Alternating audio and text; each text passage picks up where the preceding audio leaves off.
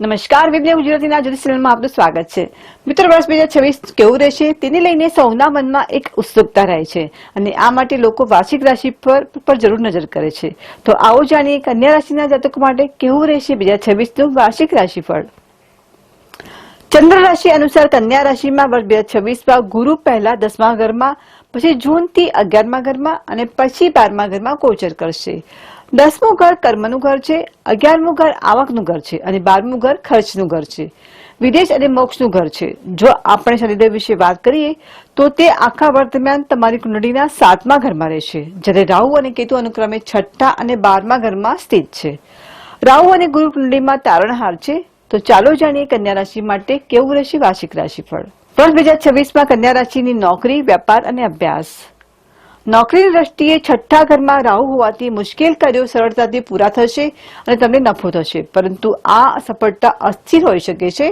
10મા ઘરમાં ગુરુ હોવાને કારણે તમારે મુશ્કેલ પરીક્ષાનો સામનો કરવો પડશે અથવા કામ પર મહત્વપૂર્ણ જવાબદારીઓનો સામનો કરવો પડશે. જો કે રાહુ અને ગુરુનો પ્રભાવ સફળતા લાવશે. જ્યારે ગુરુ 11મા ઘરમાં ગોચર કરે છે ત્યારે એક અદ્ભુત સમયગાળો શરૂ થાય છે જેમાં વૃદ્ધિની શક્યતા હોય છે. વ્યવસાયની દ્રષ્ટિએ તમારે મે મહિના સુધી વ્યવસાયમાં સાવધાનીપૂર્વક કામ કરવાની જરૂર પડશે. ત્યારબાદ તમે મહત્વપૂર્ણ વ્યવસાયિક નિર્ણય લઈ શકો છો.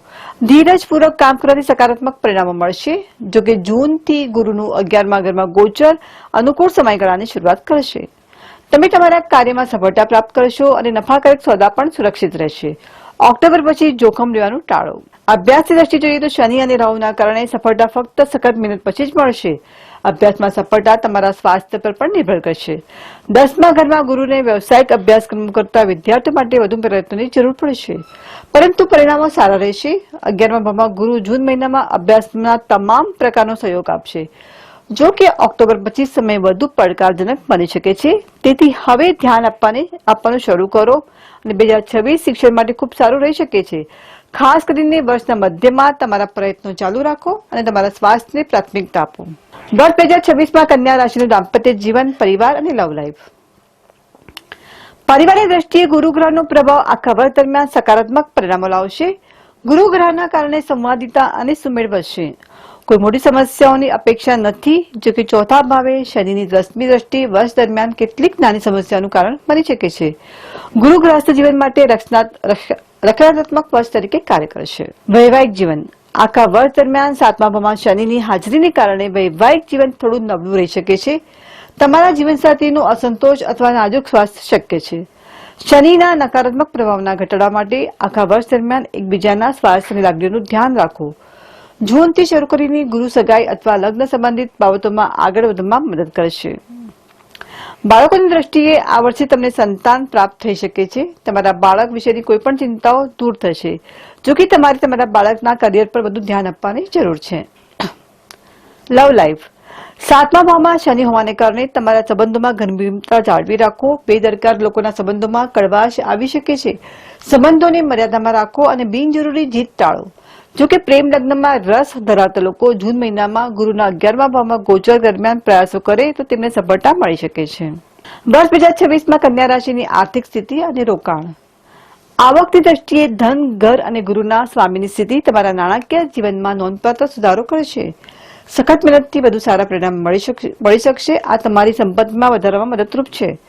સારા કાર્યોમાં પૈસા ખર્ચવામાં આવશે. જૂનમાં શ્રેષ્ઠ સમય શરૂ થશે. આ સમયગાળો તમને નોંધપાત્ર નફો કરાવશે. તમે નોંધપાત્ર બચત પણ કરી શકશો. બિનજરૂરી ખર્ચાઓ પણ થઈ શકે છે. રોકાણ.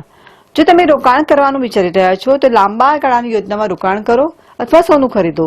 મિલકત ખરીદી પણ તમારા માટે શુભ રહેશે. આયોજન. વર્ષનો મધ્ય ભાગ એટલે કે જૂનથી ઓક્ટોબર નાણાકીય રીતે શ્રેષ્ઠ રહેશે.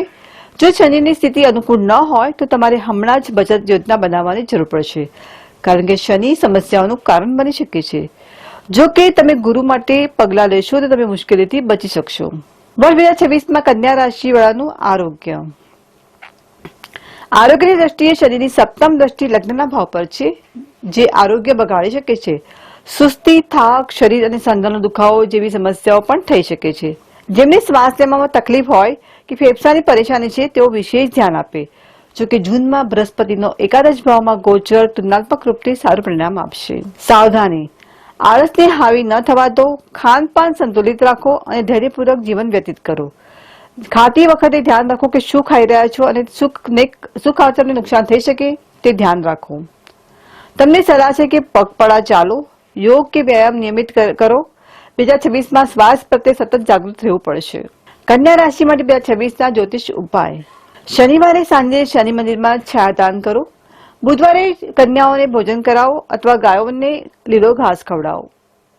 રત્ન. તમારી રાશિનો રત્ન નીલમ છે. તમે તેને જ્યોતિષની સલાહથી જ પહેરી શકો છો. ધાતુ. તમે તમારા ગળામાં સોનું કે ચાંદી પહેરી શકો છો. તમારો માટે લકી નંબર છે, ભલે તમારો લકી નંબર 7, 5 હોય, પણ આ વર્ષે 3 અને 9 પણ તમારા માટે લકી રહેશે. લકી રંગ લીલો, વાદળી, પીળો અને સફેદ. અમે મોટા ભાગે તમને પીળા કપડાં પહેરવાની ભલામણ કરીએ છીએ. લકી મંત્ર ઓમ ગણગણપતે નમઃ અને ઓમ દુર્ગા દુર્ગે નમઃ. લકી દિવસ ભલે તમારો ભાગ્યશાળી દિવસ બુધવાર હોય, પણ તમારે 2026માં ગુરુવારના વ્રત કરવા જોઈએ. સાવધાની. તમારા જીવનસાથી સાથે સૌહાર્દપૂર્ણ સંબંધ જાળવી રાખો અને તેમના સ્વાસ્થ્ય પર ખાસ ધ્યાન આપો. તો મિત્રો, આ હતું 2026નું કન્યા રાશિના જાતકોનું વાર્ષિક રાશિફળ. જો મિત્રો આપને અમારા વિડીયો ગમે હોય તો તેને લાઇક અને શેર જરૂર કરો. અને આ રાશિફળ વિશે તમારે કોઈ પણ પ્રશ્ન પૂછવો હોય તો નીચે કમેન્ટ બોક્સમાં જરૂર લખી મોકલો. અમે તમારા પ્રશ્નોના જવાબ જરૂર આપીશું. અને હા, બીજા આવા વિડીયો માટે અમારી ચેનલને સબસ્ક્રાઇબ કરવું ભૂલશો નહીં.